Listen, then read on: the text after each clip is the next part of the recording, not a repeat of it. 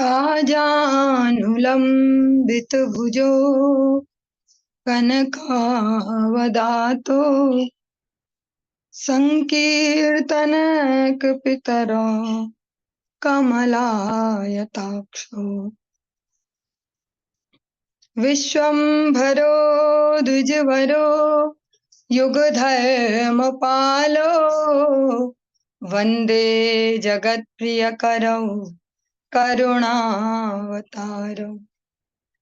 हे कृष्ण करुणा सिंधो दीनबंधो जगत्पते गोपेश गोपिका कांत राधा कांत नमोस्तुते।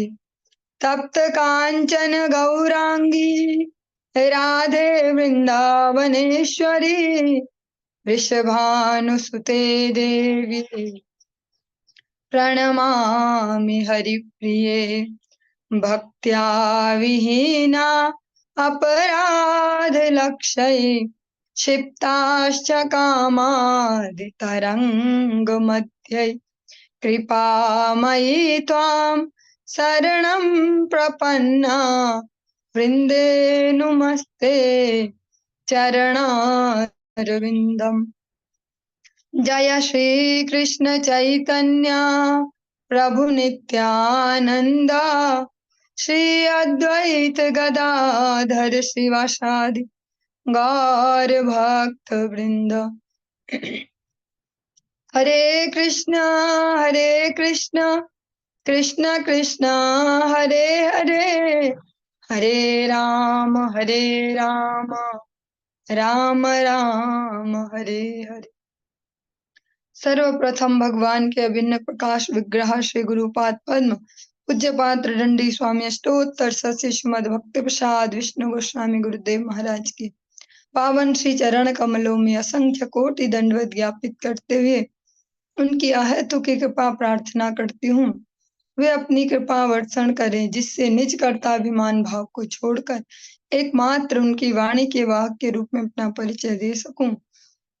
परम गुरुदेव नित्य लीला पृष्ठों विष्णु आशीष भक्ति रहित माधव गोस्वामी महाराज परमेष्ठि गुरुदेव जगत गुरु भक्ति सिद्धांत सरस्वती गोस्वामी ठाकुर प्रभुपाद व समस्त गुरु परंपरा जय युक्त हो। सपार्षद श्रीमन नित्यानंद प्रभु श्री गौर हरि वृंदावन विहारी राधा गोपीनाथ भगवान जय युक्त हो। वे हम सभी पर अपनी कृपा वर्षण करें जिससे भगवान के पवित्र नाम और हरि गुरु वैष्णव सेवा में हमारी रुचि उत्पन्न हो सके। आज हम श्रवण करेंगे श्रीमद् भागवतम के अंतर्गत चतुर्थ स्कंद और अष्टम अध्याय उसके अंतर्गत 12वां द्वादशम श्लोक आज यहाँ से प्रारंभ करने जा रहे हैं। ओम नमो भगवते वासुदेवाय ओम नमो भगवते वासुदेवाय ओम नमो भगवते वासुदेवाय। हम जो प्रसंग श्रवण कर रहे हैं श्रीमद् भागवतम के अंतर्गत ध्रुव महाराज के चरित्र का हम वर्णन सुन रहे हैं। जो स्वयंभू मनु हैं उनकी पुत्रियों का वर्णन हम सभी सुन चुके हैं और अभी के पुत्र जो हैं उत्तानपाद और प्रियव्रत उनके हम चरित्रों का वर्णन सुन रहे हैं। उत्तानपाद महाराज के पुत्र हैं ध्रुव महाराज। बालोऽसि बध्नात्मान मन्यस्त्री गर्भ संभृतम् नूनं वेद भवान यस्या दुर्लभेर्थे मनोरथा। मेरे प्रिय बालक जो सुरुचि हैं, जब ध्रुव जी प्रयास करते पिताजी की गोद में बैठने का, जो पहले से उत्तम को गोद में बिठा के प्रेम कर रहे हैं, जब ध्रुव जी भी सोचते हैं कि थोड़ा सा मुझे भी प्रेम मिले पिताजी का, मैं भी बैठता हूँ। ऐसे छोटा सा बच्चा 4 साल का बच्चा वो सोचता मैं भी बैठूं पिताजी की गोदी में। लेकिन जो विमाता है सुरुचि वे तभी उसको झिड़क देती हैं और कहती हैं कि भगवान नारायण की उपासना कर, उनसे प्रार्थना कर ताकि तुझे मेरी कोख से जन्म मिल पाए। मेरे प्रिय बालक, तुम्हें पता नहीं है कि तुम मेरी कोख से नहीं वरन दूसरी स्त्री से उत्पन्न हुए हो। अतः तुम्हें ज्ञात होना चाहिए कि तुम्हारा प्रयास व्यर्थ है। तुम ऐसी इच्छा की पूर्ति करना चाह रहे हो जिसका पूरा होना असंभव है। ये लास्ट श्लोक हमने लास्ट क्लास में भी लिया था। ध्रुव जी भी इतने छोटे हैं कि उन्हें इतना भी डिफरेंस पता नहीं चल पाता कि ये मेरी अपनी माँ है, ये मेरी सौतेली माँ है, ऐसा कुछ इतना भी उन्हें ज्ञान नहीं है, अभी इस एज में है। लेकिन सुरुचि उन्हें भी बहुत बड़ा बड़ा ज्ञान देती है कि जाओ नारायण की उपासना करो, उनसे बोलो मेरी गर्भ से जन्म दे। क्या तुम्हें पता नहीं है कि तुम ऐसी इच्छा कर रहे हो जो कभी पूरी नहीं हो सकती है। तपसाराध्य पुरुषम तस्यैवानुग्रहेण में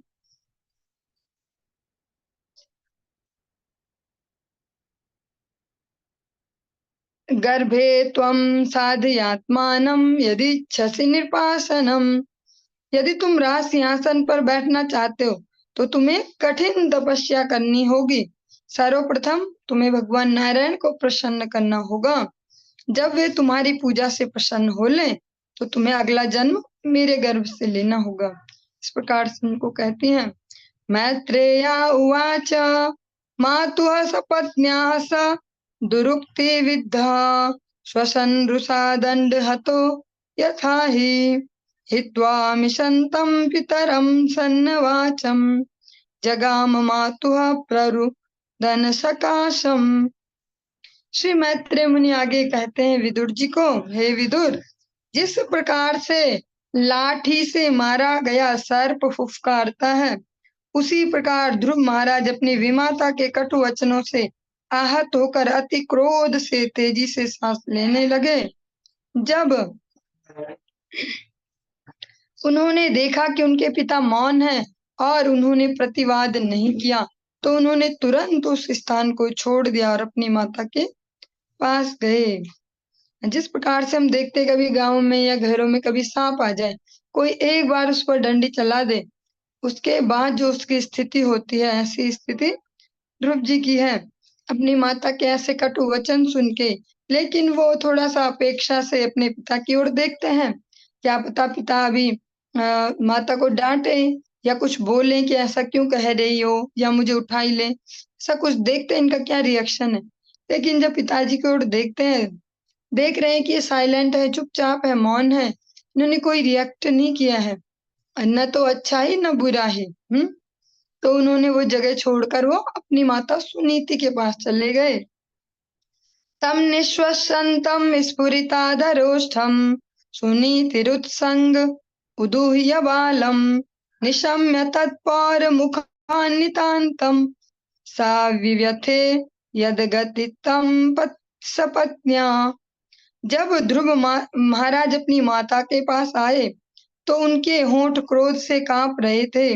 वे सिसक सिसक कर जोर से विलाप कर रहे थे।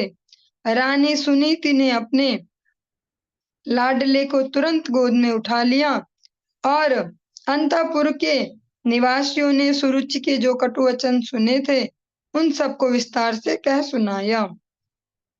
इस प्रकार सुनीति भी अत्यधिक दुखी हुई।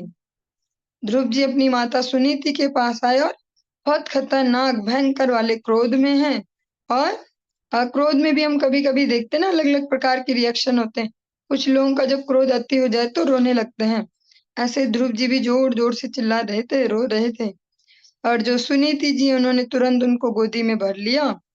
और जो वहां और रहने वाले अंतपुर के निवासी, जो अन्य सेवक सेविकाएं हैं, जो अंदर वहां सेवाएं करते हैं, उन्होंने जो जो भी सुना था सारा प्रसंग सुनीति जी को सुना दिया। सुनीति जी क्रोधित तो नहीं हुई, क्योंकि दो प्रकार के रिएक्शन अधिकतर देखे जाते हैं ह्यूमन बीइंग में।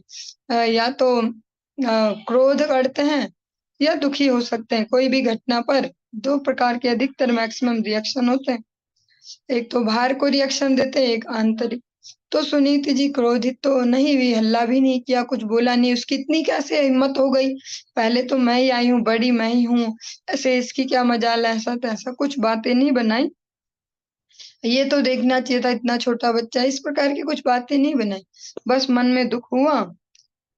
सौत्सृज्य धैर्यं विललाप शोक दावाग्निना दावलतेव बाला वाक्यं सपत्न्या स्मरति सरोजश्रिया दृशाबाष्प कलामुवाह।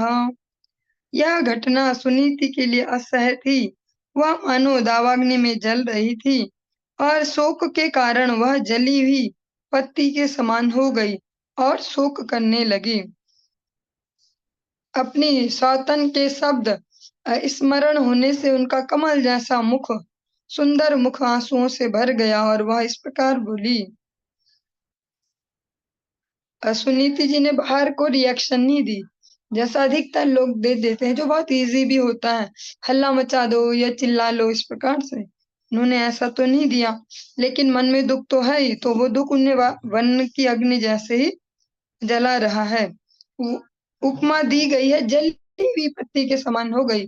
जिस प्रकार से अग्नि में जलने के बाद पत्तियां हमें लगती हैं, ऐसी उपमा उन्हें दी गई है। ऐसा वो उनका दर्शन हो गया और वो सारी बातें स्मरण करके जो उनका मुख है वो सुंदर सा मुख अश्रुओं से भर गया और वह इस प्रकार से बोली।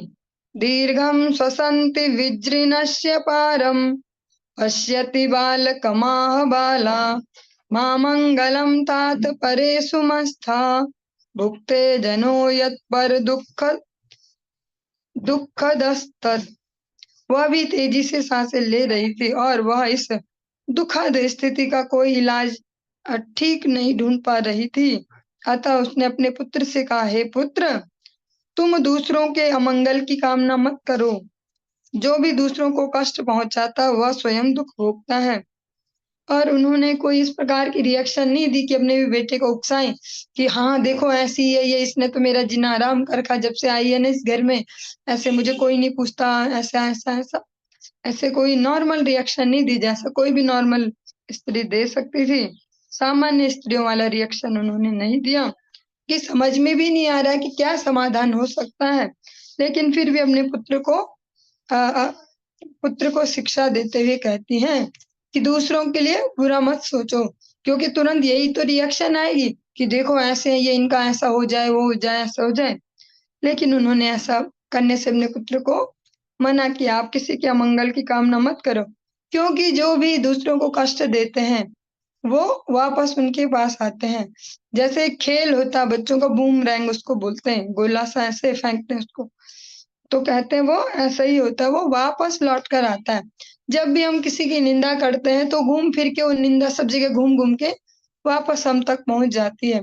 किसी को कष्ट देते हैं सोच समझ कर जबरदस्ती, तो वो भी घूम फिर कर हमें ही मिलते हैं। भले ही समय का अंतराल थोड़ा हो जाए कि चलो तुरंत नहीं मिला रिजल्ट, एक दिन में मिला, 2 दिन में, 2 महीने में, 2 साल में, मिलता जरूर है। सत्यम सुरुच्या विहितं भवान में यद दुर्भगाया उदरे गृहीतः स्तन्येन वृद्धश्च विलज्जते याम भार्येति वा वोढु मिडस्पतिर्माम। सुनीति ने कहा, ध्रुव जी की जो माता है सुनीति जी, उन्होंने ध्रुव जी को कहा, प्रिय पुत्र, सुरुचि ने जो कुछ भी कहा है वह ठीक है, क्योंकि तुम्हारे पिता मुझको अपनी पत्नी तो क्या, अपनी दासी तक भी नहीं समझते। उन्हें मुझे स्वीकार करने में लज्जा आती है। अतः यह सत्य है कि तुमने एक अभागी स्त्री की कोख से जन्म लिया है और तुम उसके स्तनों का दूध पीकर बड़े हुए हो। सुनीति जी ने कहा कि राजा ने तो मेरा परित्याग कर ही दिया है। सुरुचि ने कुछ गलत तो नहीं कहा, बस बोलने का तरीका ही ऐसा हो सकता है कि भैया गलत लगे हमें कि बहुत ऐसा बोल रही है, लेकिन उन्होंने बिल्कुल सही ही कहा, मैं तो महाराज के लिए दासी समान भी नहीं हूँ और तुमने ऐसी अभागी स्त्री के कोख से जन्म लिया, उसका ही दूध पीकर बड़े हुए हो। आतिष्ठ तत्तात विमत्सरस्त्वा मुक्तम समात्रापि यदव्यलीकम् आराधयाधोक्षज पादपद्मं यदीच्छसे अध्यासन मुत्तमो यथा। प्रिय पुत्र, तुम्हारी विमाता सुरुचि ने जो कुछ कहा है, यद्यपि वह सुनने में कटु है किंतु है सत्य। अतः यदि तुम उसी सिंहासन पर बैठना चाहते हो जिस पर तुम्हारा सौतेला भाई उत्तम बैठेगा, तो तुम अपना ईर्ष्या भाव त्याग कर तुरंत अपने विमाता के आदेशों का पालन करने का प्रयास करो। तुम्हें बिना किसी विलंब के पुरुषोत्तम भगवान के चरण कमलों की पूजा में लग जाना चाहिए। सुनीति जी एक बहुत ही छोटे से 4-4.5 वर्ष के ऐसे बालक को 4.5-5 वर्ष के बालक को इस प्रकार से समझाती हैं, क्योंकि माता की जो शिक्षाएं हैं उस पर ही संतान का मैक्सिमम जीवन की जो दिशा और दशा दोनों निर्भर करती हैं। जिस प्रकार की कंडीशनिंग बचपन से दी गई है वैसा ही पूरा जीवन बन पाता है। तो बचपन से ही इस प्रकार से उनको नहीं करती ट्रीट कि बहुत छोटा बच्चा है, इसको क्या बताना, इसको अपने दुखों से दूर रखो, इसको अभी दुनियादारी मत सिखाओ। ऐसा वो वैसी माता नहीं है। वो प्रैक्टिकली उनसे कहती हैं कि जो तुम्हारी माँ ने कहा है, विमाता ने, सुरुचि ने, वो सुनने में तो थोड़ा कड़वा सा पर सच है। अगर तुम्हारी प्रबल इच्छा है कि तुम्हें उसी सिंहासन पर बैठना जाऊं, तब बैठेगा। तो अब तुम्हारे पास भी केवल एक ही रास्ता बचा है। वो रास्ता क्या है? रास्ता भी तुम्हारी विमाता ने तुम्हें बताया है कि भगवान नारायण की पूजा में ईमानदारी से लग जाओ, बिना विलंब किए। और इसी प्रकार से जो कह सकते हैं जीवन के अपने लक्ष्यों के प्रति दृढ़ होते हैं, वे निंदाओं से नहीं घबराते। वो उस निंदा की बात को ध्यान से सुनते हैं, या तो वो सत्य है या असत्य है। असत्य है तो भी जाने दो, और सत्य है तो अपने जो कमियां उन्हें दूर करो। तो ध्रुव जी की माता कहती है कि तुम्हारी माँ ने बिल्कुल सही बोला है, विमाता ने, तुम्हें भगवान नारायण की पूजा में लग जाना चाहिए बिना देर किए। यस्यांघ्रि पद्मं परिचर्य विश्व विभावनायात्त गुणाभिपत्तेः अयोध्या तिष्ठत् खलु पारमेष्ठ्यं पदं जितात्मश्वन श्वसान विवन्द्यम। सुनीति ने कहा, पूर्ण पुरुषोत्तम भगवान इतने महान हैं कि तुम्हारे परदादा कौन है? ब्रह्मा जी। दादा हो गए स्वयंभू मनु, परदादा हो गए ब्रह्मा जी। तुम्हारे परदादा ब्रह्मा ने मात्र उनके चरण कमलों की पूजा द्वारा इस ब्रह्मांड का सृजन करने की आवश्यक योग्यता अर्जित की। यद्यपि वे अजन्मा हैं और सब जीवात्माओं में प्रधान हैं, किंतु वे इस उच्च पद पर पूर्ण पुरुषोत्तम भगवान की ही कृपा से आसीन हैं, जिनकी आराधना बड़े बड़े योगी तक अपने मन तथा प्राणवायु को रोककर करते हैं। सुनीति जी ने बहुत ही अच्छा एग्जाम्पल देकर अपने बेटे को बहुत अच्छे से उस स्थिति को समझाया और लक्ष्य भी दिया कि क्या करना है। ब्रह्मा जी का एग्जाम्पल दिया कि तुम्हारे जो परदादा हैं वो भी सामान्य जीवों जैसे ही जन्म लिया उन्होंने भी, हाँ, भगवान के कमलनाथ से, किंतु भगवान के चरण कमलों का आश्रय लेकर इतनी योग्यता अर्जित कर ली कि आज वो सृष्टा बन गए हैं इस जड़ जगत के। यद्यपि वे अजन्मा और सब जीवात्माओं में प्रधान हैं, किंतु वो स्पष्ट कहती हैं वे इस उच्च पद पर पूर्ण पुरुषोत्तम भगवान की कृपा से ही आसीन हैं। ब्रह्मा जी अपने इतने उच्च पद पर हैं, वो भगवान की ही करुणा से हैं, जिनकी आराधना बड़े बड़े योगी अपने मन तथा प्राणवायु को रोक कर करते हैं।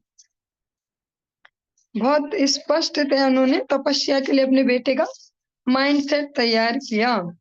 तथा मुनुर्वो भगवान पितामहो यमेकमत्या कुरु दक्षिणैर्मखै इष्ट्वाभिपेदे पूर्वापमन्यतो भौमं सुखम दिव्यमथाप वर्ग्यम। सुनीति ने अपने पुत्र को बताया, तुम्हारे दादा स्वयंभू मनु ने दान दक्षिणा के साथ बड़े बड़े यज्ञ संपन्न किए और एक निष्ठ श्रद्धा तथा भक्ति से उन्होंने पूजा द्वारा पूर्ण पुरुषोत्तम भगवान को प्रसन्न किया। इस प्रकार उन्होंने भौतिक सुख तथा बाद में मुक्ति प्राप्त करने में महान सफलता पाई, जिसे देवताओं को पूजकर प्राप्त कर पाना असंभव है।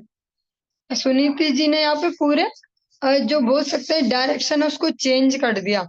एक डायरेक्शन एक सामान्य सी स्त्री दे सकती थी, मन में इतना सारा उनके जहर भर सकती थी कि देखो ऐसे ही हैं ये लोग, ऐसे ही बेटा तू कर, मेहनत कर और तू अच्छे से अस्त्र शस्त्र चलाना सीख, इन पे हमला करना और दिखा देना इनको हम क्या है। ये भी हो सकता था। जो बच्चा भगवान को ही प्रकट कर दे तपस्या से, क्या वह अच्छा योद्धा नहीं बन सकता था? बन सकता था और युद्ध करके जीत लेता। उन्होंने वो वाली डायरेक्शन नहीं दी, को भगवान की ओर ही मोड़ा। और फिर एग्जाम्पल दिया स्वयंभू मनु जो उनके दादा हैं उनका, कि उन्होंने बड़े बड़े यज्ञ संपन्न करके और एक निष्ठ श्रद्धा और भक्ति से भगवान को प्रसन्न किया। और इस प्रकार से अपने जीवन के रहते रहते उन्होंने बहुत सारी भौतिक और समृद्धि भी प्राप्त की जीवन के बाद, और जो भगवत धाम भी प्राप्त किया। और आखिरी लाइन जो बड़ी सेंसिटिव है, सुनीति अपने पुत्र को समझा रही, एक निष्ठता सिखा रही है। इस प्रकार से नहीं कि धार्मिक बनो, देखो मंडे को ये करते हैं, ट्यूसडे को ये करते हैं, फिर इस शनिवार को ये करते हैं, इस प्रकार से नहीं। जिसे देवताओं को पूजकर प्राप्त कर पाना असंभव है, भगवान के बारे में स्पष्ट करती हैं, कंफ्यूजन में नहीं रखते कि सारे भगवान एक जैसे होते बेटा। हाँ, सब भगवान एक ही हैं, तुम बस थोड़ा थोड़ा सबका करो। कहती हैं कि स्वयंभू मनु जो तुम्हारे दादा हैं, उन्होंने जो इतना यश वैभव प्राप्त किया भगवान की कृपा से, और देवताओं की कृपा से इसको प्राप्त कर पाना असंभव था, असंभव है। तमेव वत्साश्रय भृत्य वत्सलम् मुमुक्षु अभिर्मृग्य पदाब्ज पद्धतिम् अनन्य भावे निज धर्म भाविते मनस्यवस्थाप्य भजस्व पुरुषम। हे पुत्र, तुम्हें भी पूर्ण पुरुषोत्तम भगवान की शरण ग्रहण करनी चाहिए, क्योंकि वे अपने भक्तों पर अत्यंत दयालु हैं। जन्म मरण के चक्र से मुक्ति चाहने वाले व्यक्ति सदैव भक्ति सहित श्री भगवान के चरण कमलों की शरण में जाते हैं। अपना निर्दिष्ट कार्य करके पवित्र होकर तुम अपने हृदय में श्री भगवान को स्थिर करो और एक पल भी विचलित हुए बिना उनकी सेवा में तन्मय रहो। सुनीति जी ध्रुव जी महाराज को इस प्रकार से उपदेश करते हैं, इस प्रकार से सलाह देती हैं कि अब आपको भी जो पूर्ण पुरुषोत्तम भगवान श्री नारायण है उनकी शरण लेनी चाहिए। क्यों? क्योंकि वे अपने भक्तों के प्रति अत्यंत दयालु हैं। जन्म मरण के चक्कर से जिन्हें मुक्ति चाहिए वे हमेशा ही भगवान के चरण कमलों की शरण में जाते हैं। इसलिए अब तुम पवित्र मन वाले होकर, स्थिर बुद्धि वाले होकर, बिना अपना समय व्यर्थ गंवाए, बिना विचलन के उनकी सेवा में तल्लीन हो जाओ।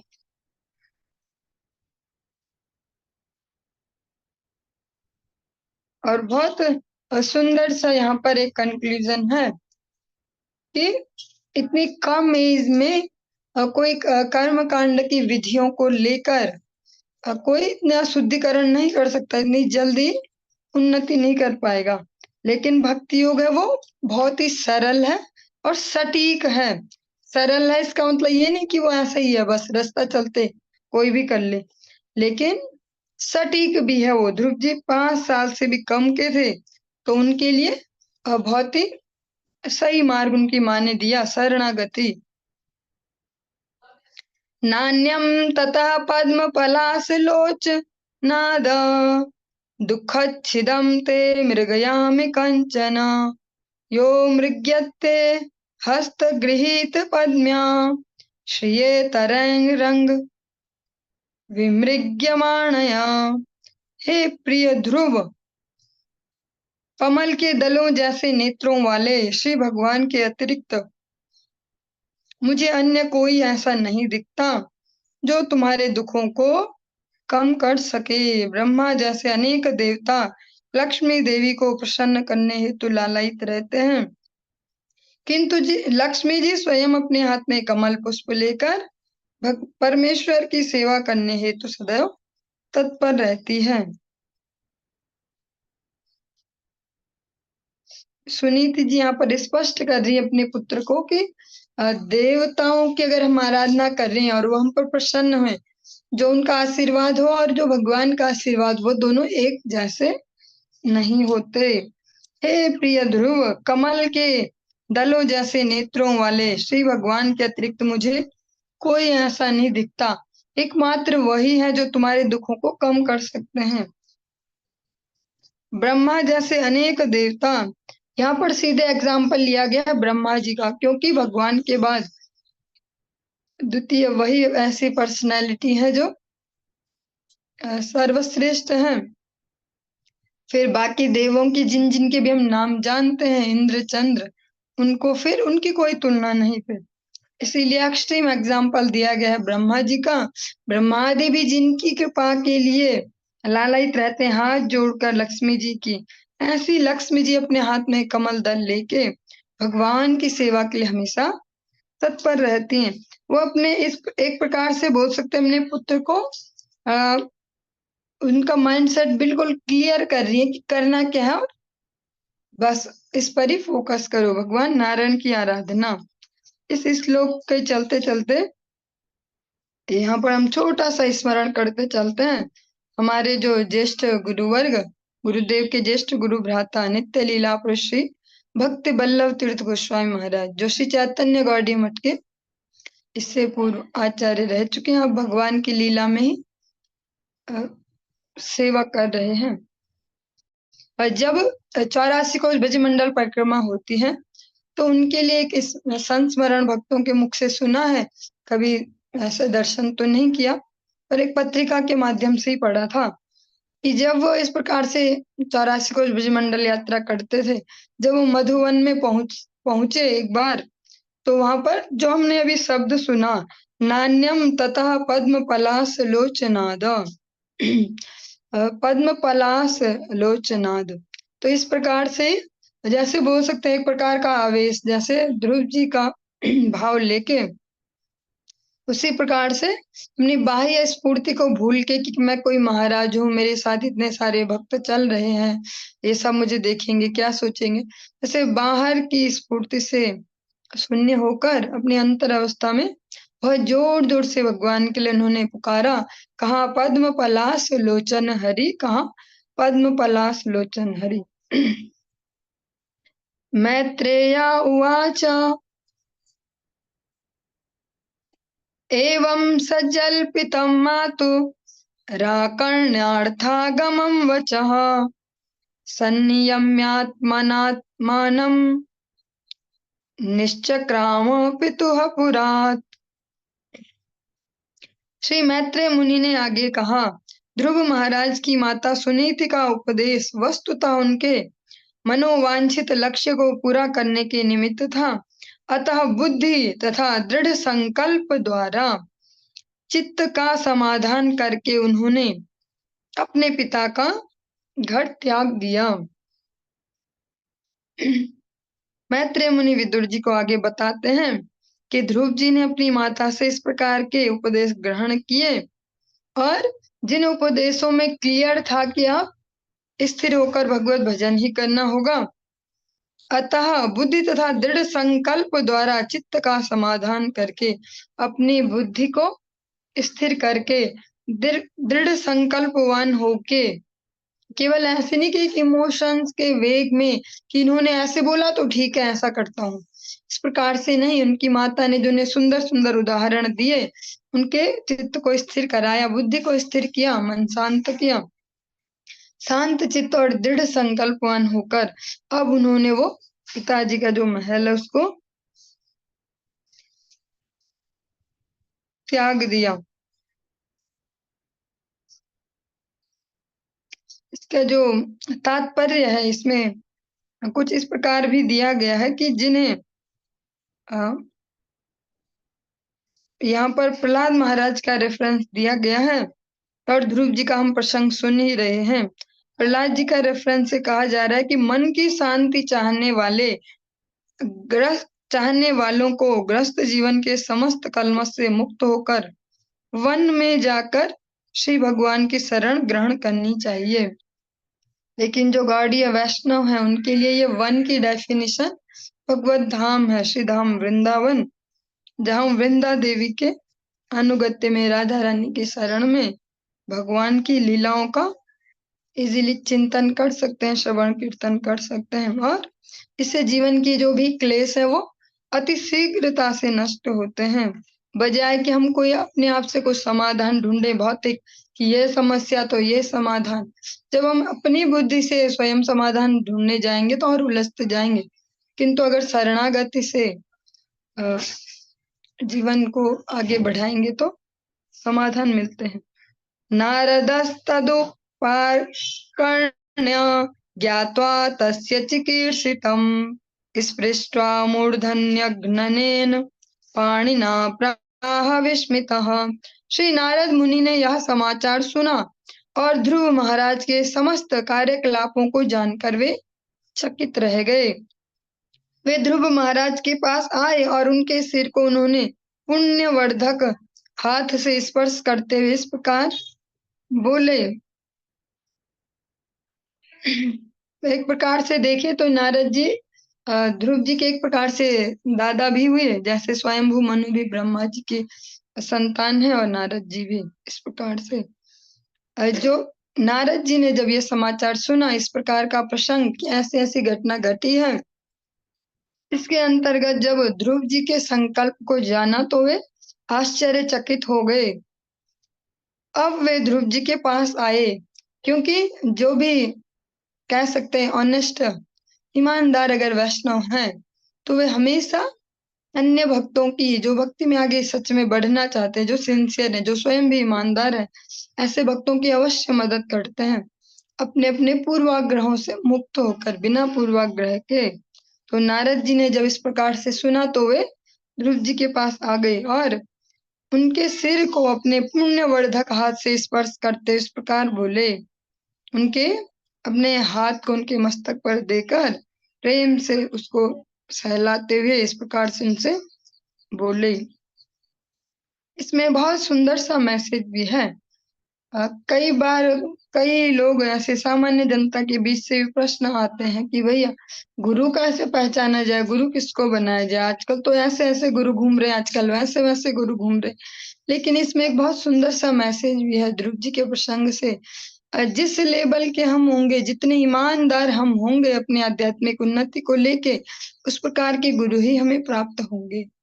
भगवान वैसे ही व्यवस्था बनाते हैं, क्योंकि भगवान सबके हृदय में बैठे एक रूप में, परमात्मा स्वरूप से भगवान सबके हृदय में बैठे हैं।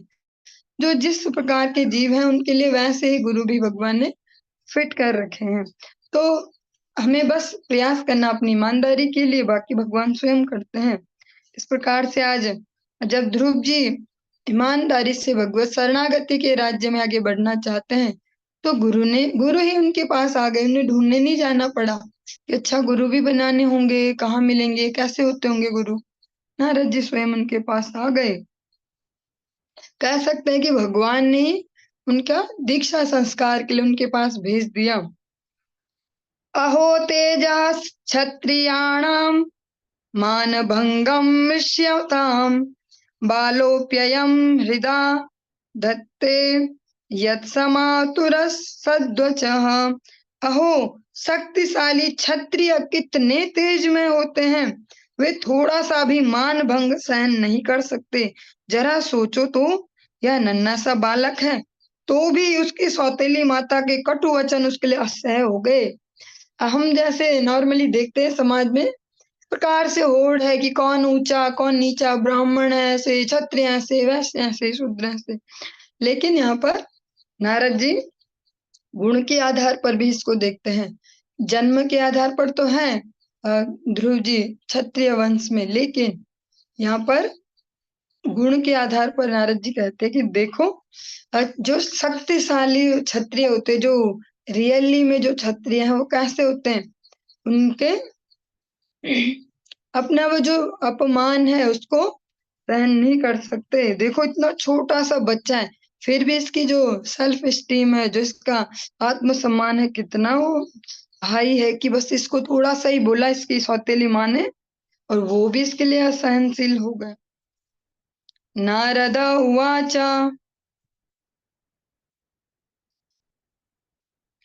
नाधुनाप्यवमानं ते सम्मानं वापि पुत्रक लक्ष्यामः कुमारस्य सक्तस्य क्रीडनादिषु। श्री नारद मुनि ने ध्रुव से कहा, हे बालक, अभी तो तुम नन्हे बालक हो जिसकी आसक्ति खेल कूद इत्यादि में रहती है, तो फिर तुम अपने सम्मान के विपरीत अपमानजनक शब्दों से इतने प्रभावित क्यों होते हो?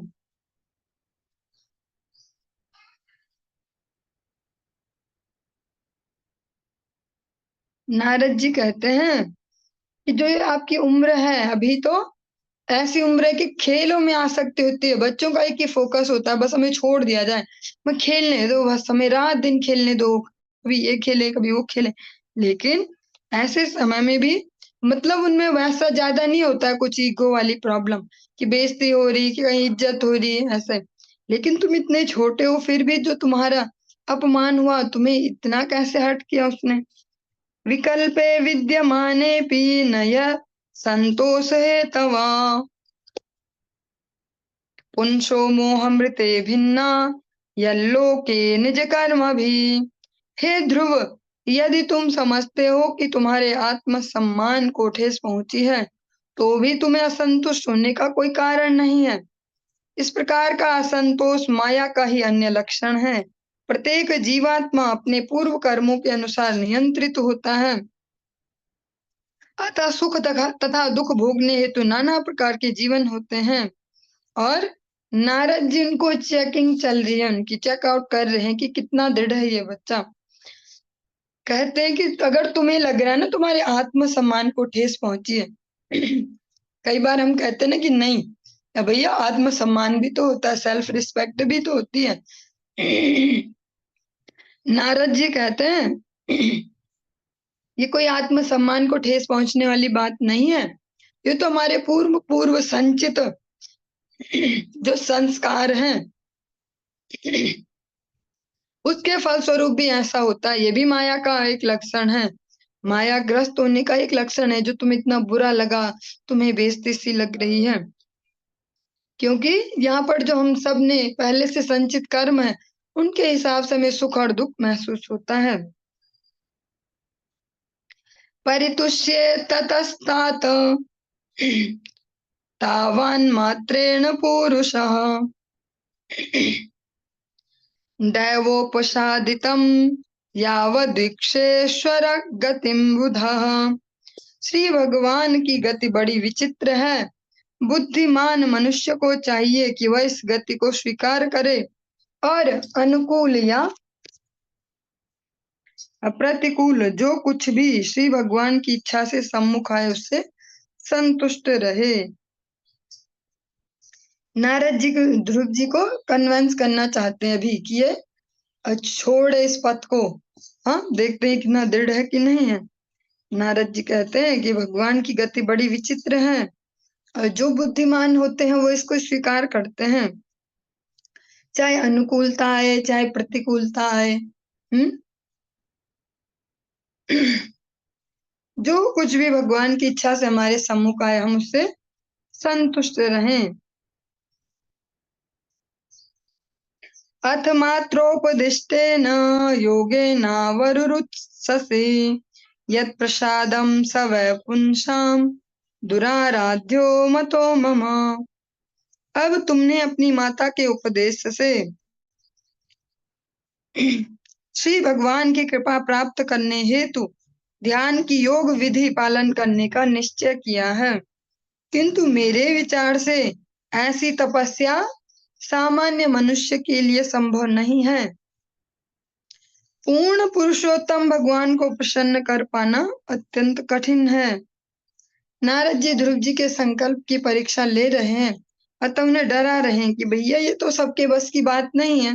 भगवान को खुश कर पाना, भगवान को प्रसन्न कर पाना ये बहुत मुश्किल है।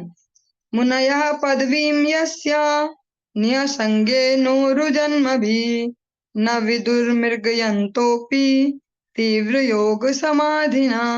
श्री नारद मुनि आगे कहते हैं, अनेकानेक जन्मों तक इस विधि का पालन करते हुए तथा भौतिक कलमश से विरक्त रहकर अपने आप को निरंतर समाधि में रखकर और विभिन्न प्रकार की तपस्याएं करके अनेक योगी ईश्वर साक्षात्कार के मार्ग का पार नहीं पा सके।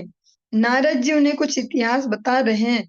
ऐसे बहुत सारे लोग हुए बेटा जिन्होंने इतना कुछ किया। हाँ, भौतिक कलमशों से दूर रह के अनेक अनेक जन्मों तक, इसी जन्म की बात नहीं, अनेक अनेक जन्मों तक बहुत तपस्याएं की, बहुत साधनाएं की, फिर भी वे भगवान के दर्शन का जो सटीक मार्ग है उसको पता न कर पाए, उस लक्ष्य को प्राप्त न कर पाए, भगवत साक्षात्कार नहीं कर पाए।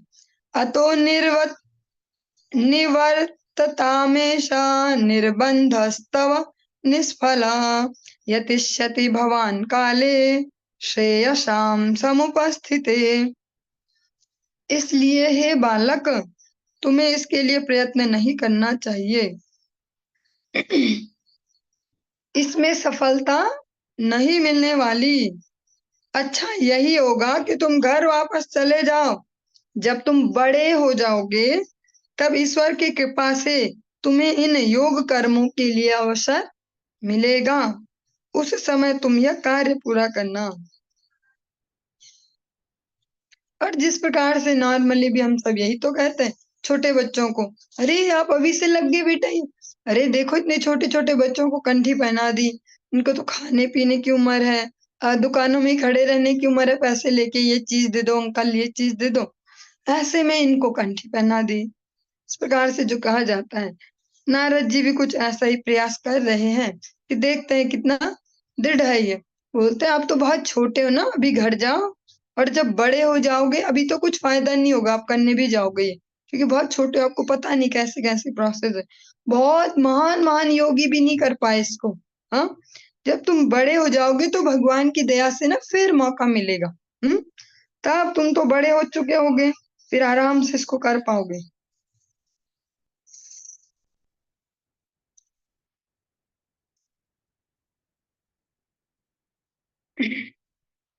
यस्य यद्दैव विहितं स तेन सुख दुःखयो आत्मानं तोषयन् देहि तमसा पारमृच्छति। मनुष्य को चाहिए कि जीवन की किसी भी अवस्था, चाहे वो सुख हो या दुख, जो दैवी इच्छा, जो भाग्य द्वारा मिला है, संतुष्ट रहे। जो मनुष्य इस पर टिका रहता है, तो इस प्रकार से रहता है कि ठीक है भैया, जो भी भाग्य में होगा उस प्रकार से हो जाएगा, जो भी भगवत इच्छा, वह अज्ञान के अंधकार को बहुत सरलता से पार कर लेता है। नारद जी इस प्रकार से उपदेश करते हैं। गुणाधिकान्मुदं लिप्सेदनुक्रोशं गुणाधमात् मैत्रीं समाना दन्विच्छेन तापैर विभूयते। प्रत्येक मनुष्य को इस प्रकार व्यवहार करना चाहिए कि यदि वह अपने से अधिक योग्य व्यक्ति से मिले तो उसे अत्यंत हर्षित होना चाहिए। यदि अपने से कम योग्य व्यक्ति से मिले तो उसे उसके प्रति सदैव होना चाहिए, दयालु होना चाहिए। और यदि अपने समतुल्य योग्यता वालों से मिले तो उन्हें उससे उसे उनसे मित्रता करनी चाहिए। इस प्रकार मनुष्य को इस भौतिक संसार के त्रिविध ताप कभी भी प्रभावित नहीं करते। नारद जी एक सामान्य सा लोक व्यवहार यहाँ पर ध्रुव जी को उपदेश करते हैं कि जब हमसे बड़े योग्य कोई मिले तो उन्हें हम मिलके खुश हों, उनको प्रणाम करें, और जो हमसे कम योग्य मिले उनके प्रति दयालु हों। तुम्हारे बराबर योग्यता वाले मिले उनसे मित्रवत व्यवहार करें। ऐसा करने से सारे जो त्रिविध ताप है उनसे मुक्त रहकर जीवन जिया जा सकता है। ध्रुव उवाच सोयम समो भगवता सुख दुख हतात्मनाम दर्शितः कृपया पुंसाम दुर्दशोर्ष्म द्विधस्तु यः। अभी तक जो भी हम श्रवण कर रहे थे, ये नारद जी उपदेश कर रहे हैं ध्रुव जी को। कन्विंस करना चाह रहे हैं कि अपनी तपस्या का जो मूड है इसको बदल दें, और कह सकते हैं उनकी परीक्षा भी ले रहे हैं कि ये पक्का है कि नहीं है।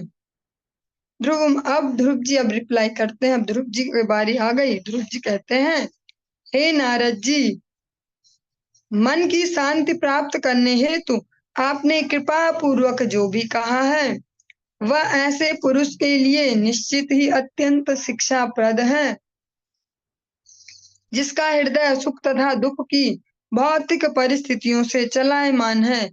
लेकिन जहां तक मेरा संबंध है, मैं तो अविद्या से आवृत हूँ और इस प्रकार का दर्शन मेरे हृदय को स्पर्श नहीं कर पाता।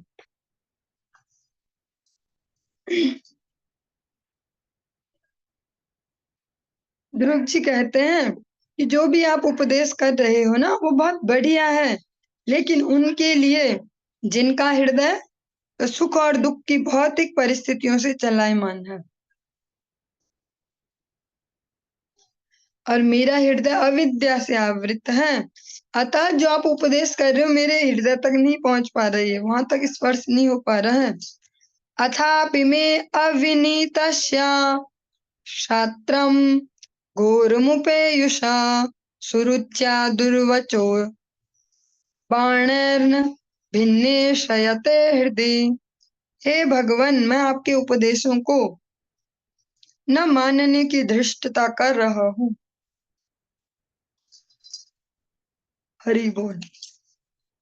किंतु यह मेरा दोष नहीं है, यह तो मेरे क्षत्रिय कुल में जन्म लेने के कारण है। मेरी विमाता सुरुचि ने मेरे हृदय को अपने कटु वचनों से शत विक्षत कर दिया है, अतः आपकी यह संपूर्ण जो ये महत्वपूर्ण आप शिक्षा दे रहे हो मेरे हृदय में नहीं टिक रही। ध्रुव जी बहुत ईमानदारी से स्वीकार करते अपनी स्थिति को, और जो व्यक्ति अपनी स्थिति के प्रति ईमानदार है उसमें सुधार के लिए भी स्थान होता है, कुछ नया सीखने के लिए भी स्थान होता है। ध्रुव जी कहते हैं कि आप मुझे क्षमा करें, मैं ऐसी धृष्टता कर रहा हूँ। कैसी धृष्टता? आपके उपदेशों को न मानने की। मैं ये आपने जो जो भी उपदेश दिए मैं इनको नहीं कर पाऊंगा। क्यों नहीं कर पाऊंगा? क्योंकि जो मेरा स्वाभाविक जो मेरी वृत्ति है, क्षत्रिय कुल में जन्म होने के कारण मेरी ऐसी ही कंडीशनिंग है, जिस प्रकार से कहा जाता है क्षत्रिय बलम दिग्बलम। क्रोध ने जल्दी से आएगा, कुछ भी इस प्रकार का अगर प्रसंग होता है। ध्रुव जी कहते हैं क्षत्रिय वंश में मेरा जन्म हुआ है, अतः कोई मेरे स्वाभिमान को ठेस पहुंचाएगा तो मैं नहीं सहन कर पाऊंगा। मेरी जो विमाता ने वचन बोले ना, उनसे मेरा हृदय शत विक्षत है। वहां पर आपके ये उपदेश नहीं टिक पा रहे, बहुत ही महत्वपूर्ण है ये, किंतु ये वहां पर नहीं टिक पा रहे।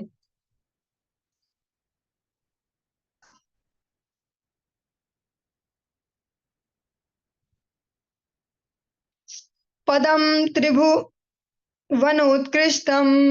जिगीषोह साधु वर्त्म में ब्रूयस्मत्पितृभिर्ब्रह्मन् अन्यैरप्यनधिष्ठितम्। हे विद्वान ब्राह्मण, मैं ऐसा पद ग्रहण करना चाहता हूँ जिसे अभी तक तीनों लोकों में किसी ने भी, यहाँ तक कि मेरे पिता और पितामहों ने भी ग्रहण न किया हो। यदि आप अनुग्रहित हो मुझ पर और कृपा करके मुझे मेरे सत्य मार्ग की सलाह दें, जिसे अपना करके मैं अपने जीवन के लक्ष्य को ईमानदारी से प्राप्त कर सकूं।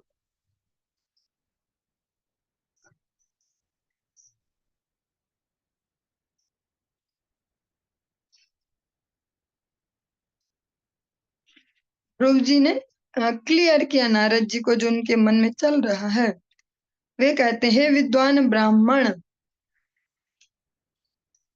नारद जी को ब्राह्मण कहकर यहाँ पर सूचित करते हैं, क्या आप मुझे कुछ ऐसा आइडिया दें, कुछ ऐसा मार्ग बताएं जिससे मैं अपने पिता और जो दादा उनसे भी बड़ा साम्राज्य प्राप्त कर पाऊं, जो अभी तक उनको भी न मिला हो। तीनों लोकों में किसी को न मिला हो, ऐसा राज्य चाहिए। अतः अब मुझे ऐसी सलाह दो जिससे मैं अपने इस गोल को अचीव कर पाऊं, जो मैंने लक्ष्य लिया इसको प्राप्त कर पाऊं।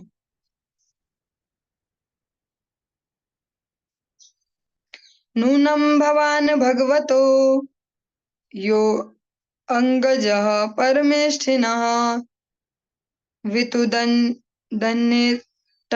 वीणाम हिताय जगतो अर्कवत्। हे भगवान, आप ब्रह्मा के सुयोग्य पुत्र हैं और आप अपनी वीणा बजाते हुए समस्त ब्रह्मांड के कल्याण हेतु विचरण करते रहते हैं। आप सूर्य के समान हैं जो समस्त जीवों के लाभ हेतु ब्रह्मांड में चक्कर काटता रहता है। ध्रुव जी यद्यपि बहुत छोटे बालक हैं, फिर भी उन्हें नारद जी के बारे में पता है। तो प्रश्न ये उठता है, उन्हें कैसे पता होगा? अपनी माता से इस प्रकार के प्रसंगों को श्रवण करके ही वे बड़े हुए हैं। अतः वे नारद जी को भी जानते हैं कि आप ब्रह्मा के सुयोग्य पुत्र हैं। वीणा बजा बजा के आप अलग अलग ब्रह्मांडों में समस्त जीवों के कल्याण के लिए ऐसे घूमते हो, ऐसे विचरण करते हो जैसे सूर्य घूमता है दिन भर अलग अलग जगह सबके मंगल के लिए। आप भी ऐसे ही विचरण करते हैं।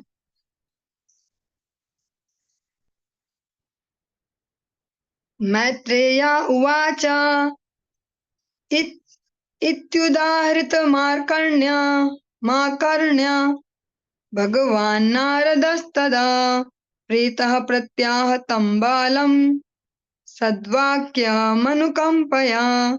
श्री मैत्रेय मुनि ने आगे कहा, ध्रुव महाराज के शब्दों को सुनकर महापुरुष श्री नारद मुनि उन पर अत्यधिक दयालु हो गए और अपनी अहेतु की कृपा दिखाने के उद्देश्य से उन्होंने उन्हें इस प्रकार से उपदेश किया।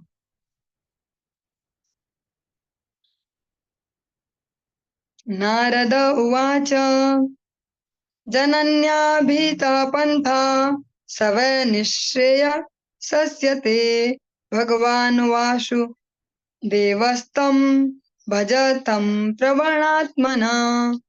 श्री नारद मुनि ने ध्रुव महाराज से कहा, तुम्हारी माता सुनीति ने पूर्ण पुरुषोत्तम भगवान की भक्ति के पथ का अनुसरण करने हेतु जो उपदेश दिया है वह तुम्हारे लिए सर्वथा अनुकूल है। अतः तुम्हें श्री भगवान की भक्ति में पूर्ण रूप से निमग्न हो जाना चाहिए। नारद जी यहाँ पर सुरुचि माता का नहीं उदाहरण देते, जो उनकी अपनी माता है सुनीति उनका एग्जाम्पल देते हैं कि उन्होंने तुम्हें बहुत अच्छा मार्ग सुझाया है भगवान की आराधना, अतः तुम्हें अब भगवान की भक्ति में लग जाना चाहिए।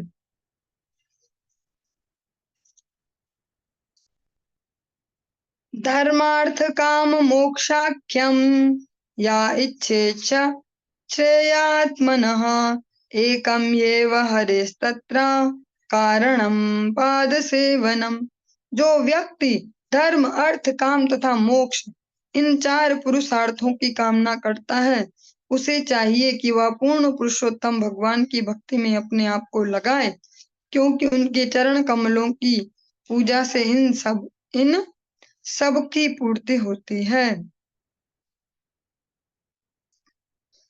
यहाँ पर बहुत ही स्पष्टतः कहा गया है कि जो कुछ भी आपको अगर चाहिए धर्म अर्थ काम मोक्ष इनमें से कुछ भी, तो उसके लिए भी आपको सीधा भगवान की शरण लेनी चाहिए बजाय अन्य अन्य उपाय ढूंढने के। और इसी प्रकार से आप श्रवण करते हैं श्री चैतन्य महाप्रभु से शिक्षाष्टकम के प्रथम श्लोक में भगवान नाम की महिमा को उद्घाटित करते हुए 6 प्रकार के भगवान नाम के प्रभावों का उल्लेख करते हुए अंत में फाइनली कहते हैं सर्वात्म स्नपनम परम विजयते श्री कृष्ण संकीर्तनम। महाप्रभु कहते हैं कुछ अगर ऐसा हो जो इन 6 कैटेगरीज में ना पा रहा हो तो मैं फाइनली कह देता हूँ कि सारी इच्छाएं समस्त मनोकामनाएं मनोवासनाएं समस्त इससे पूर्ण हो सकती हैं। श्री कृष्ण संकीर्तनम। चलिए आज की इस चर्चा को हम यहीं पर ही विराम देंगे, आगे कल कंटिन्यू करेंगे। हरि